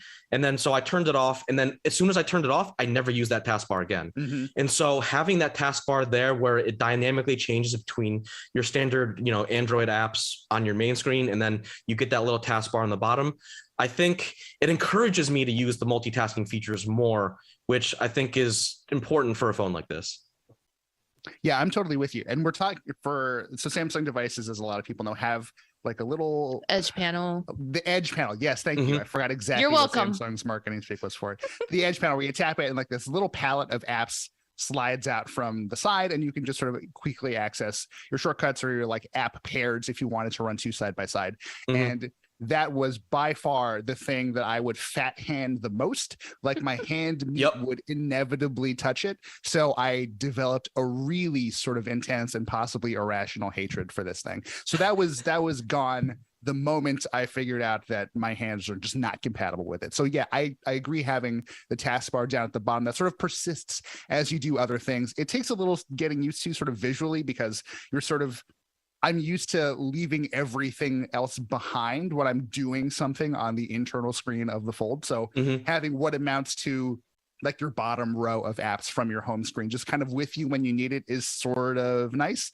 I don't know that everyone's going to get a ton of use out of it, but especially if you're just like classic Android, right? If you're used to doing a swipe up and hold and just like whizzing through to do your recent apps, like it sort of replicates some behaviors that already exist. So it's nice. I admit to not finding it quite as helpful as I would have hoped, especially because I got the impression Samsung was trying to play up some of these little quality of life improvements. And as far as this one goes, I'm not sure I'm sold on it. Yeah, I do agree with you, and that I find that like making app pairs is a little bit more annoying now than it used to be. Which, to be clear, was always bad. Like, it was never an easy, sort of sophisticated thing to do. Yeah, and there's definitely a challenge for Samsung in that, like, they're trying to create like a new like gesture language for creating these things, and no one has really figured it out yet. And so there's always a little bit of awkwardness because they just haven't perfected it yet. I think we can talk, even more like at length about the Z Fold 4 and how we feel, or how you two feel specifically about the Z Fold 4. But I do want to like weave in, I think, my own experience with the Flip as well as yours, I think, V, because I think that is the best way to kind of talk about these two devices, or the Flip, right? Because I personally feel like the flip phone is the Z Flip 4 is the phone or the foldable that everyone should be introduced to as their first like foldable. I think it's great. I have loved like my time with it. A little bit of behind the scenes of like review testing stories, but like with a Z Flip 4, I feel more equipped to become a TikTok star because I can use the freaking. You were just saying how you felt too old for TikTok. I know. I look. Maybe I am too old for TikTok, but with the Z Flip 4, what is happening here? Okay. Well, in testing this Z Flip, the Z Flip 4 has given me plenty of excuse to just nonstop take a lot of random videos all over the place because it's so easy to just prop up on its own, whether it's closed or open, in like that like flex mode thing, and then just using even though the cover display is completely useless as like a viewfinder, it's still somewhat like 1% helpful in making sure you're kind of in the scene. And then the way it's shaped, right? Like the edges of it are pretty flat. So if you want to like lay it sort of on a surface with its cameras facing out, you can. Or if you want to like prop it up, for sure. If you want to like have it half open and like in the perpendicular, like a right angle, and set it up, you can also use that. But word of caution, when you record any content like pictures or video with the phone set up in that way, the pictures come out upside down. There's no accelerometer to be like, oh, you're using the external cameras, but you are also like setting it up technically upside down. We won't flip the picture over for you. Go into our photo editor and flip it twice yourself. So anyway, that's just me enjoying the process of like using and testing the Flip 4. I will say one thing I thought I was going to like, and I want to hear what you guys think about this experience on the Fold. I thought I was going to like the flex mode panel, the flex, like that bottom half that turns black. I thought I was going to like it a lot more in the Flip 4 in one-handed use. And I just realized it actually just gets in my way. All it does is get in my way. Do you feel the same on the Fold 4? Sam, I see you nodding. Yeah, I find I don't think that touchpad is very useful. I haven't found it very useful, to be honest. Right. And it's not just on the Flip. So it sounds like it's on the Fold too, right? V, like you were shaking your head just now. I mean, like I've tried using like the multiple, like lots of apps have some sort of flex mode compatibility. Yes. So when you prop the device open, sort of like at 90 degrees, you can do something sort of different on the bottom half of the screen. And it's fine. Like I get it. And it's sort of, I'm glad it exists, but I've never found it particularly useful. And yes, to your point, at times it does kind of feel like an active hindrance to whatever it is you're trying to do. Whatever. For me, right. For me, I thought this was going to be so great for when I just lean back on my couch and I have it propped up in what Michael Fisher calls banana phone mode, which is like half kind of like curved, right? And then, I want to scroll Reddit on this. And I thought like I could use the touchpad, the new touchpad that they added to the Flex panel, as like a cursor for the top half of the screen. And then I realized it's actually easier to scroll Reddit if the screen is just like full screen. And then you just scroll your thumb up. I was like, why didn't I think of this before? I guess I was just not really thinking. But then that's not even the problem. The problem is when I turn off or like I just, X out of the Flex panel.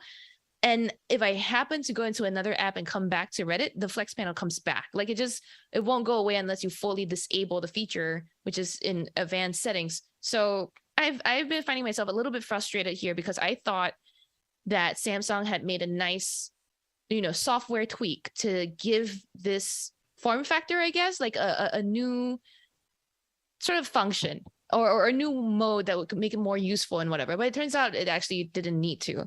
And to be clear, this isn't like something that is happening by default. You have to actively go in and be like, oh, I want Chrome to have this. Oh, I want Reddit to have this. And you can choose not to. And then there's also some apps that have better designed their layouts to work with this. So like Gallery, YouTube, and Camera have way better like flex mode layouts. So it's specifically this one feature that I don't like and I'm spending a lot of time talking about. But V, is that not just the most Samsung thing though? Like it really is. They have great ideas and it's just like the execution, it's at best like pretty good. I don't think anyone's like ever super thrilled about it, but when things go wrong, when they have an idea that like just doesn't stick, it's really bad, like Bixby, but that's a story for another time maybe. But I think you were asking me if I liked the flip generally, and I do. I truly, I'm with you 100%. This is like foldables 101 for people who are just sort of like toying with the idea. There's a lot to like about it, and like realistically, the way people should be thinking about it is, it's a regular phone when you need it. How much of a benefit is whatever sort of flex mode functionality you get, sort of like camera stuff and just sort of like the little add-ons that are only possible because your phone can fold in half, and just the novelty of it all, which I still think hasn't worn off. Like I still love these flip phone style foldables. They're so cool. So if you're getting a solid, pretty close to flagship tier device for a relatively reasonable amount of money that does a bunch of extra things, like now the argument is like, unless you're completely dyed in the wool iPhone, why not? Like if you were going to buy an Android phone anyway, the barrier between you and a foldable is much, much smaller. And I thought as of last year with the Z Fold 3, what did Samsung do? They hit the $1,000 price point. Yep, they brought it down. Yeah, they got it down. The sort of design started to finally feel kind of elegant. The external screen, that was the first time I think they made it bigger as well, so you could use it as a viewfinder when you're lining up selfies and stuff. Like they got so much right that I kind of recommended it to almost anyone. I should hold on, let me rephrase that. I would have recommended it to everyone because of those things, except the battery was just kind of whatever. And I'm curious, like I haven't put in enough daily grind with the Flip to get a sense for it. Shirlane, how is the battery on the Z Flip 4? Tell me it's better, please. Yeah, bro, I've not had to like the only day I've had to worry about it running out of juice at the end of the day was when I started my day with like a 9 a.m. gym class or something, which is, if you know me, is very unlike me. I don't even know why I got out of bed that early. You were doing it for the video. Don't lie. I really was. I really was. It was like, oh, you don't even know how many gym videos I got on this thing. So I started the day full charge at, I want to say like 9, 10 a.m. Went to like a bunch of things, shot so many videos, ended up at like 10, 11 p.m. with maybe like closer to 10%. So still not like the most, right? Like I would rather it still had like 30% in the bank after 12 hours, but I had been pushing it. I had been doing a lot of, recording video and stuff like that would drain the battery, and it was a hot day, so I don't know if that affects battery longevity. But when you guys mentioned the Snapdragon 8 Plus Gen 1 earlier, I mean, I think it makes a difference, right? I don't think it's just the 3700, like the 400 milliamp hour difference in the battery size here that's doing all the work. I think the Snapdragon 8 Plus Gen 1 so far has been great. I mean, I think I had some like issues with the heat, with the phone being a little warm when I was starting this up, and Sam can back me up here because I was like letting him feel it. It was just like you had it on a table and it was just sitting there, and I'm like, wait, why is this warm? Why is it this warm? Exactly. Well, it was downloading apps because it was just starting the phone up. This was like right after we picked up our review units, and since then I actually haven't had an issue with it running this warm unless I actively left it in the sun. So far, honestly, I've been telling guys, I don't know if this will come as a shock to either of you. I think I'm going to trade my Pixel 6 Pro for this. Like I'm going to give up the Pixel 6 Pro. I was going to say, I feel like this phone is fueling your selfie addiction in a way that no other phone can truly manage. You're talking about TikTok, and I was like, TikTok's not quite right. This is all about the selfie. Sam's got me. No. Sam Wait, knows me too well. Shirley, help everyone listening sort of understand your approach to what phone you use for yourself, because for the longest time I think you'd use like a Pixel 3, even though we like long. You hated the Pixel 4 because the front-facing camera had like the tiniest distortion that I think 99% of people could not detect. But the selfie camera had a little bit of distortion. You said it made your face look fat, and you're like, no, I will not switch this phone because the selfie camera makes me look bad. So yeah, okay. So the Pixel 4 I didn't main for many reasons, one of which being I think they introduced a wide angle selfie camera for the first time to that phone, and in trying to correct the potential fisheye distortion there, they introduced an issue where my face would look fisheyed. So it was not great, and I never really actually adopted it for and what V is saying is that I was maining a Pixel 3 for the longest time, even though then the only reason I gave it up was because Jessica Condit, my wonderful amazing coworker, dropped my Pixel 3 and cracked the selfie camera, and I could no longer take selfies. Wait, that's what happened? Your phone's selfie camera was destroyed, and you were like, I cannot live like this? There were scratches everywhere else, and I was like, I'll live with this. But the selfie camera was broken. I was like, nah, I'm done. The most Sherlyn thing I've ever heard. You've had multiple phones with cracked screens, like broken ports or whatever. But if the selfie camera, no, instant trade-in, gotta get a new phone. Look. I know this is very often the roast Sherlyn show, and rightly so, but I will say the reason I've been holding on to the Pixel 6 Pro for as long as I have, in spite of all the bugs, in spite of all the gaslighting, is that it has the best cameras. Like, not even just a selfie camera, which is, actually kind of mediocre.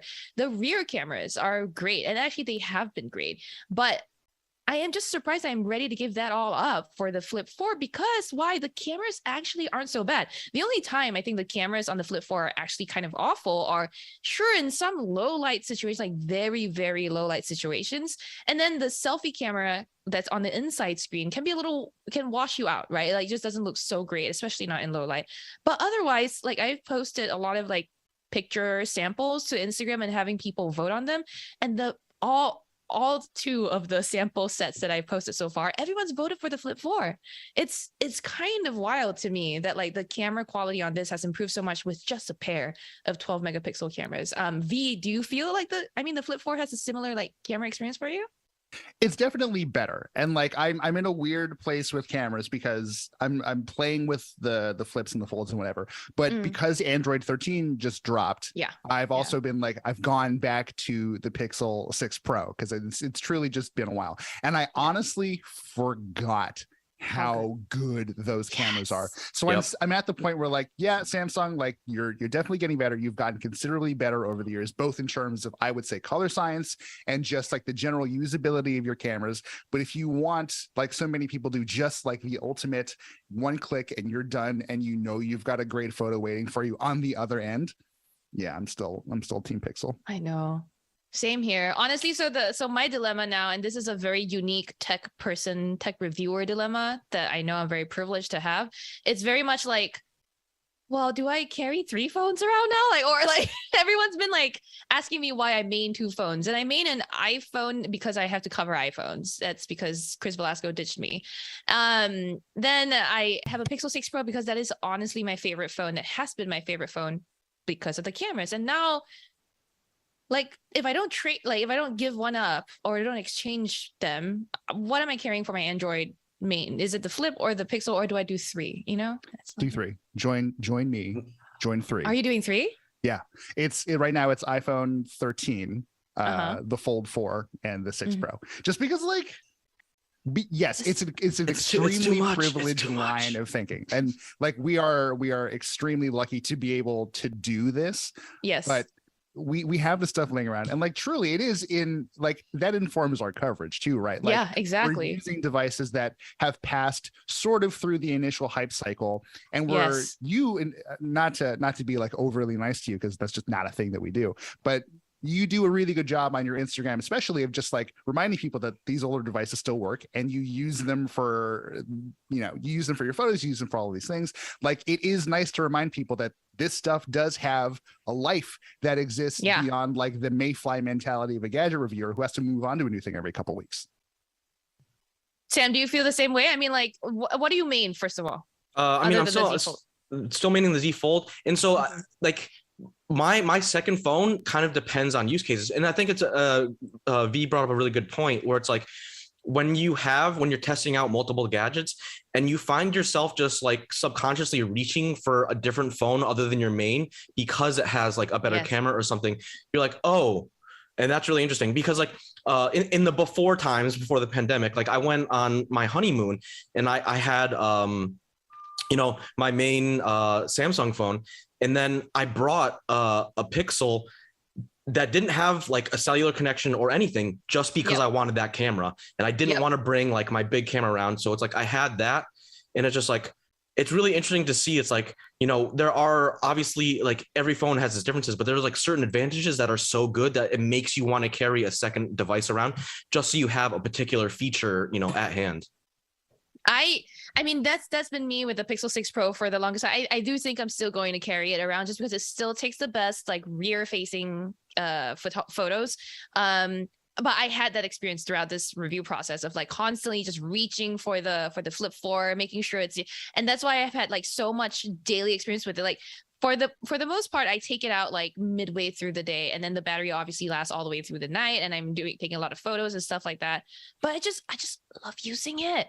It's so weird. I've not had a phone that I just love using like this in all aspects other than like the camera. I just want to use and sit and use it. So I that's why I think we've truly reached a point where this phone, I think, is ready for like the mainstream, right? And I think that sure, generationally there doesn't seem to be huge changes, but I think the main one that's a big deal here is the battery life improvement.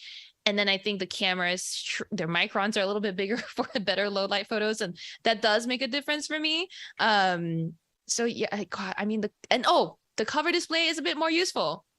You can add more widgets now and then reply to messages, and I have replied to a few Instagram DMs from there. Yeah. And yeah. I was gonna say it's funny because I think the thing that people like the most about the cover screen is that now you can put GIFs on there, and so you can customize it. And I saw apparently there's some like forums and some subreddits where just people are just sharing all the custom GIFs that you can put on there. And I saw a Pokemon, like a Charmander running across the screen GIF. From our friend Julian over at Wired, and that was like I was like, oh, that's really cool. I still think they need to make that cover screen bigger.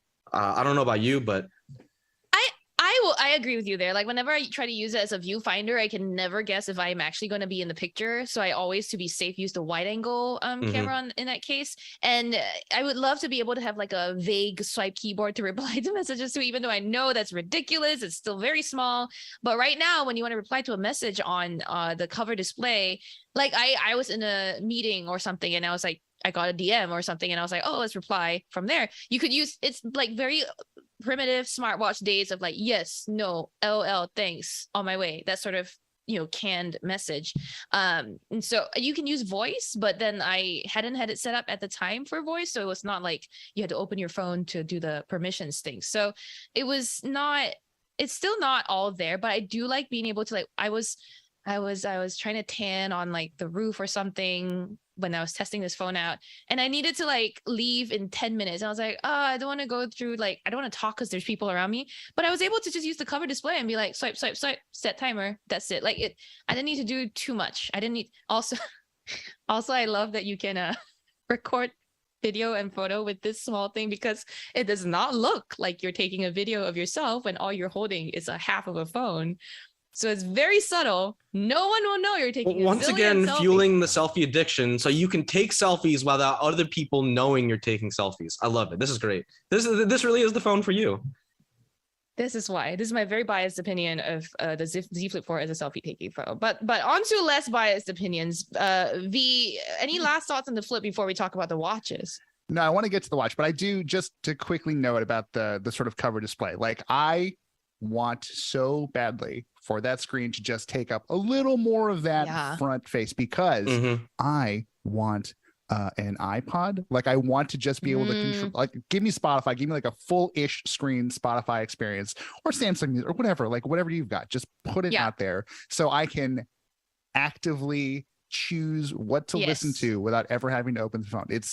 It's Yes. the one thing. Just more than just play Yes. and like fast forward and Yes. rewind. Just like Just a like a little couple bit. more Yes. things. Yeah, yeah. I'm begging you, agree. please, for the love of God, let me relive my 2005 high school days when I had an iPod and I could just this little thing that's just good at doing one thing. Yeah. Like giving that screen a little more room to breathe. Just Yeah. it could open up the possibilities for this phone pretty dramatically. So Samsung, Yeah. if you're listening, and I know you are, give it to us. We want it. Bigger Yeah. cover screen. Do it. Do it and bring those Spotify tools, because yes, I have been using the music player widget or the Spotify widget, and indeed you can only do play, skip, whatever, and then you have there's the name of the song that will play at the top of those buttons, but you tap them and it does nothing, or it tells you to open your phone again. I'm like, no, you can right now, even in the size it is now, you can easily let me tap that and go find a different playlist from the screen. So if you're able to, yes, bigger cover display, but if not, you can just tweak the widget. Still, it's like a software issue. It's fixable. Anyway, so V, have you been using the Watch 5 or the Watch 5 Pro more? I don't have a Watch 5 Pro. I have a Watch 5, and so I far forget. Yes. Only Yes. we're one Here of comes the few the gloating. there we go. Go ahead. It's okay. Go for it. I think we're one of very few people to also have a Watch 5 Pro. Okay, go on. Well, I'm very pleased for you, and I am undoubtedly a bit jealous because I've long since like given up the Apple Watch. I've been maining like a Garmin Fenix 6X, which I love.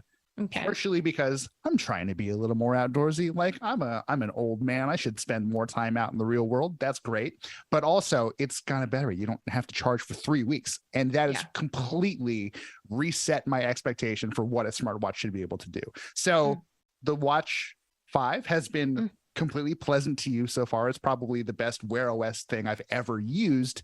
But I think I'm at like, it's been a little over a day, a little over 24 hours, and I'm at like 54%. So like fine, not bad by sort of classic smartwatch standards, but it's not where I am anymore. And I'm curious, Sherlyn, what has your experience been with the 5 versus the 5 Pro? So the 5 is where I've been spending more of my time. I think the 5 Pro, I'm really only going to do really like durability and battery testing. No, I don't know if y'all saw this on my Twitter, like you're one of my big fans or whatever, but I had done this ridiculous thing of where I wear 3 watches to the gym, and you're not really technically supposed to do this, but this is more of like I just want to get in all my workouts tracked at the same time. Anyway, I wear the the Watch 5 on my right wrist, and I tune it for the right wrist. Then I wear the Apple Watch on my left, as well as then for this one time where I was testing the Watch 5 Pro, I wore the Watch 5 Pro above the Apple Watch further up my forearm. So then that day at class, one of the workouts we had to do was front rack kettlebell squats. I don't know if y'all know what that is, but it's when you take the kettlebell, which is like a round thing with a grip, you flip it onto your wrist sort of, and you squat with it. So basically it's like flipping a giant ball or like a heavy weight onto the back of your arm a little bit, and then doing squats while holding it like that. So, but the thing is that like I didn't remember that I had the watches on. So the first time I flipped like a 26 pound on each wrist, I was like, oh shit, one of them must have broke. But neither of them did. My left wrist was, perfectly fine. The Apple Watch and the Galaxy Watch 5 Pro were both durable, which, and also the Galaxy Watch 5 on my right wrist was fine. So I mean, they're both fairly durable, but they definitely were very cumbersome. And again, I had 3 watches on. Like it was going to be cumbersome no matter how small they were. But the Watch 5 Pro particularly felt like something I don't think I would enjoy wearing to the gym, especially if I had to like front rack anything else or like clean anything else. Like it's just a lot in the way. I don't know what your experience at the gym has been like, V. Well, I haven't been to the gym in a while, but cool. Question. Okay. So do you remember, probably pretty close to when we first met and pretty close to when we started working together, we got the Galaxy S7 Active, and we were shooting a video, and I think it was only I think it was like designed so you could drop it maybe like 10 feet, and instead you dropped it down so like a stairwell that encompassed like 3 floors of the old Engadget office. Can you do that again with the Watch 5 Active and just? I will not. Okay. I'm one of 3 people that has the Watch 5 Pro. I'm not going to do this. No. Okay. The story is, this was one of my first reviews for Engadget, and I was like, oh, okay, let's test the durability. There's this beautiful staircase in the office building. Samsung's like, you can drop this up to 6 feet, right? In my head, somehow I converted 6 feet, which is the height of a person, to like 6 stories, which is the height of a building. Maybe 6 meters. Let's be a little generous. Maybe 6 meters. Yeah, maybe Let's I did say 6 that. meters in my head, right? At that point, I had only been in the US like 5-ish years. So I was still thinking imperial metric. Anyway, decided to go to the top flight of top of the 3-flight stair thing, and then dropped it, and it expectedly broke. And we caught that on video. And then I told Samsung, they were like, what the fuck did you, they were like, what did you do? And I was like, they never sent me an active phone ever again. Just FYI. So It's not as bad as the time I destroyed a Sony Xperia while shooting. oh, I hated your, I know. hated you so I much felt for that. so bad about that. But suffice it to say, like when you're doing this kind of, when you're working on a review like this, like there's usually language in the document that you sign to get the stuff that like you can't smash it, you can't treat it, outside of like the normal bounds of the way a person would use a phone like this. So like there will be limitations to like how detailed we might be able to get, I think. Yes, but about the durability anyway. Yeah, for sure. So that's been like one of my biggest questions about the Watch 5 Pro. Like if I'm going to buy one of these things, and at this point, like I could feasibly see that. Like I enjoy a Samsung phone. I could live with a Samsung watch, but it would have to be the Pro. Like I need the battery life, I need the durability. I don't mind the chunk. I like big watches, and I know that's not for everybody, but really quickly before we move on to like general other thoughts, I wanted to ask, like, I don't enjoy the new curvature on the underside so much because it feels like it's almost oppressive for me on my wrist. And then and this ties into the other thing I want to talk about, which is that it makes it more uncomfortable for me when I want to test sleep tracking, which people who know this podcast know that I hate testing sleep tracking, and I already hate it. And this feels like it's just, I don't know, it wraps around my wrist a little more snugly, which was the whole point to begin with. But Sam, do you like to use your watch to track your sleep? No, but I have a smart mattress, so yeah. But I think you bring up an interesting point because when you have bad battery life, in like especially on the Galaxy Watch 5, you're getting about 2 days of battery life, right? Yeah. That means like, when do you charge it? Do you charge it at night? Because if you're charging at night, that means you're getting every other night of sleep tracking. So it's like you're getting very spotty information. And if not, then you have to charge it in the morning. And so it makes the whole idea of using your watch to sleep track a little less useful.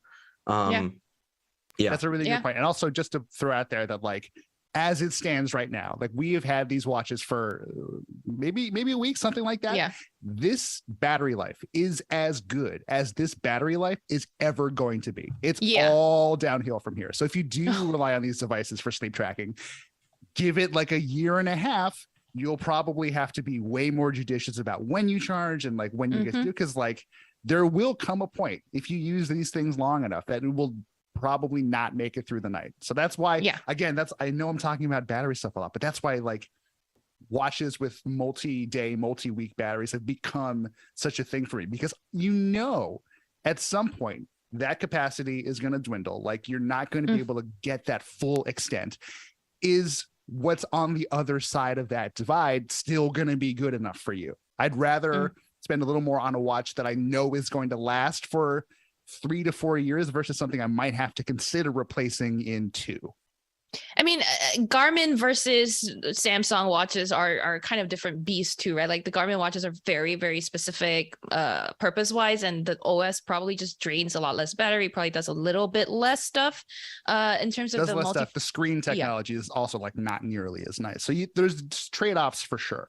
But but I do think that if someone's looking for a long-term like battery life above all, then there's definitely devices that you should consider that are not Samsung or Wear OS watches. And to Sam's point, I think it was your point that this is the best Wear OS watch you've used, Sam. V. God, I'm so confused. I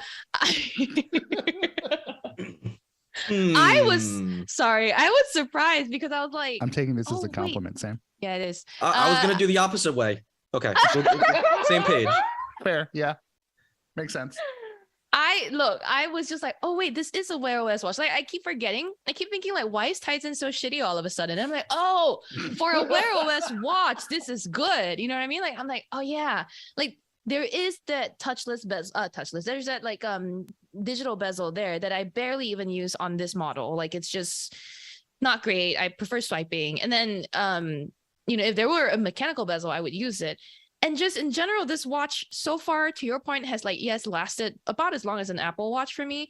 But I generally charge it around like midday, like when I am working and I'm not actively using my watch. So I haven't found like, and to answer your question, Stan, like when do we charge it? I charge it at that time. So I'm not usually using it to track sleep or whatever. Yep. It charges fast enough too.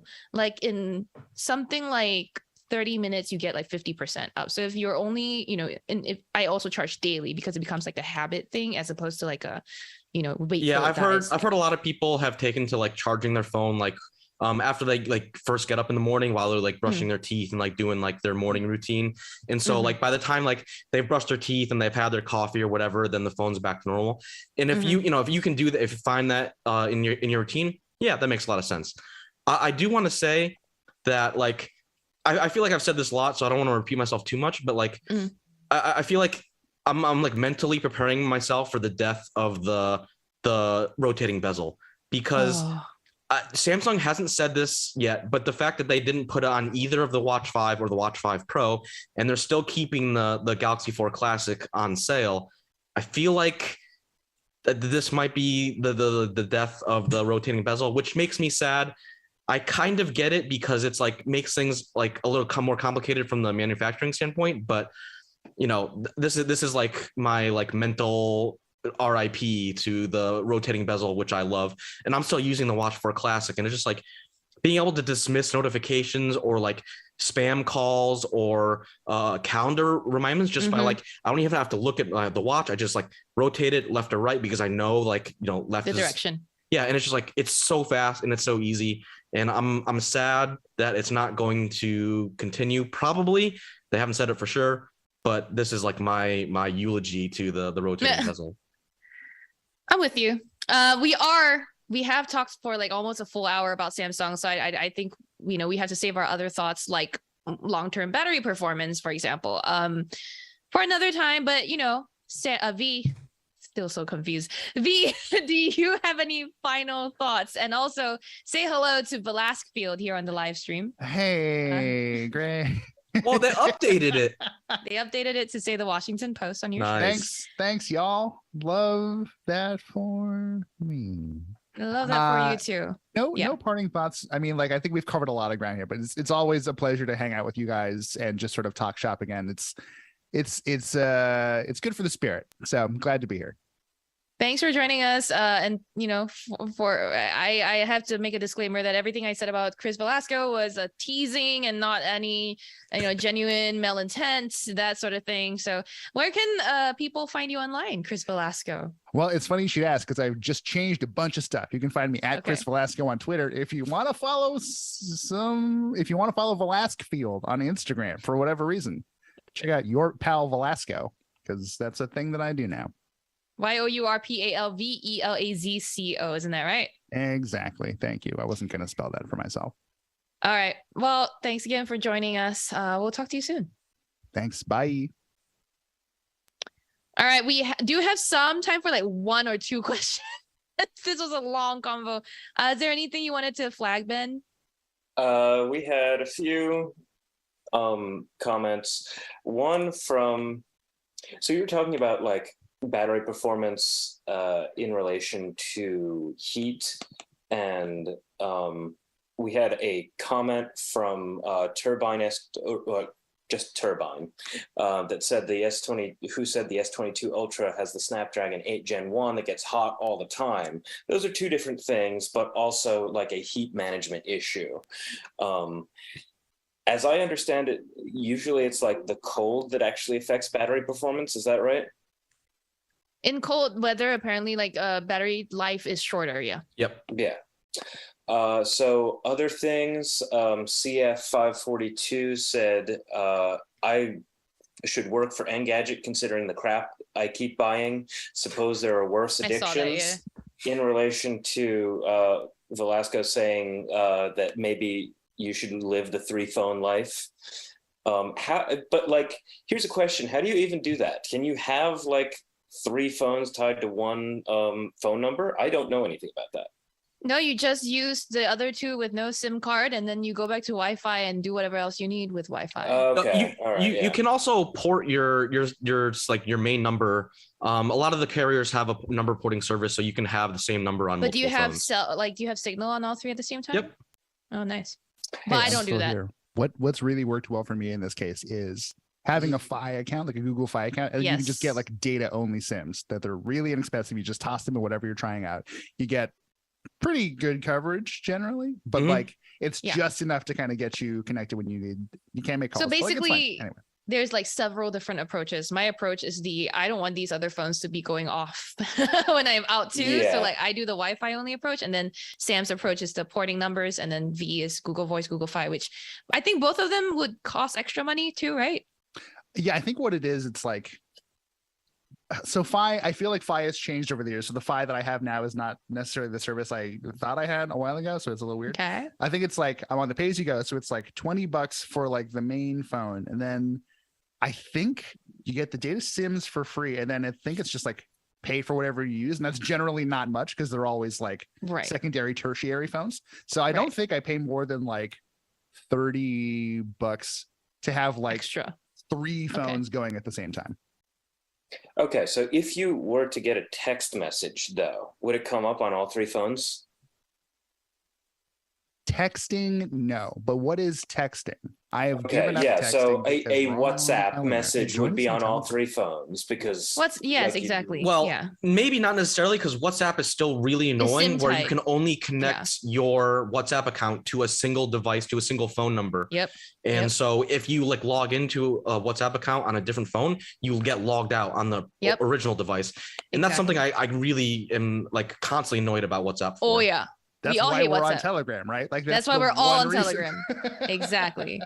We are cutting really, really close on time. I'm going to keep going through some of the questions. Chris New says, should I upgrade from my Note 20 Ultra to the Z Fold 4? Sam and V, what do you think? It depends on, do you have it in the budget? And are you willing to carry a bigger, heavier device around for that increased screen space? If you are, then I think it's, definitely, it's a sensible upgrade if you are okay with those 2 important caveats. My golden rule of gadget shopping is if you have a device that you're thinking of upgrading, like 2 to 3 years is the minimum. And it looks like you would be at right about 2 years if you got the Note 20 just as it came out. Just give it time and just enjoy. Like it's a Samsung phone, right? Like Samsung stuff always goes on. Do not ever buy a Samsung phone at full price. You know this probably, but I have to say it again. Just don't. It's unnecessary. Quickly, Duty and Charlie said that when they're doing kettlebell type racking workouts, am I afraid of cracking the watch and you end up removing it for specific workouts when carrying kettlebells like that? A tip that I got on Twitter was to just wear the watch on the inside of with the watch face on the inside of your wrist when you're doing those, and I'm going to try that the next time. I think that's a great tip. So just FYI. And then CF542 says they really love their Fossil hybrid watch. The battery lasts almost 2 weeks. I agree. I think that hybrid watches are a very underrated thing, but I'm not sure what the data they get, like how does that contribute to like. I think the hybrid watches are more of like a style thing. Like they're more fashionable than like techie. Yeah, true facts. I was trying out recently the Withings Scan Watch, which is one of the first hybrids I've used in a while, and I was like pleasantly surprised at like the fitness stuff it was able to capture. It's not like the best smartwatch in the world, but if you're looking for something that's like a good balance of fashionable looks and great battery life and solid fitness metrics, like that's not a bad way to go. So I saw this just one more comment. Saw this really interesting use case pointed out by Buddy305 Love that said, now that restaurants are going with QR code digital menus, their Z Fold is really helpful with people trying to see the full online menu at the same time. Yeah. Yep. I've written about this. It's one of the things I love most about the Fold is that when you like go to a restaurant with a QR code menu and you like pull it up on your phone, it actually feels like you're reading the menu instead of just looking on your phone. Mm-hmm. All right, that's all the time we have, chat. Sorry, we did run long this week. Ben, you want to do your credit roll call? We got to do the outro and then the credit roll. We can do the real outro quick. off screen. Let's Okay, not yeah, hold up okay, other yeah. people. So thanks everybody for watching. We gotta go. The video is brought to you by our video team, Julio Barrientos and Luke Brooks. It's powered by everyone in the chat. This stream is only fun because we get to interact with everyone in the chat. So please rate us on iTunes, rate us on Google Podcasts, any platform that you can. Tell a couple of friends about us. Thank you to our captioner as well. As always, it's a thankless job in most cases, so thank you for doing it, and we'll see you next week. Bye, everyone.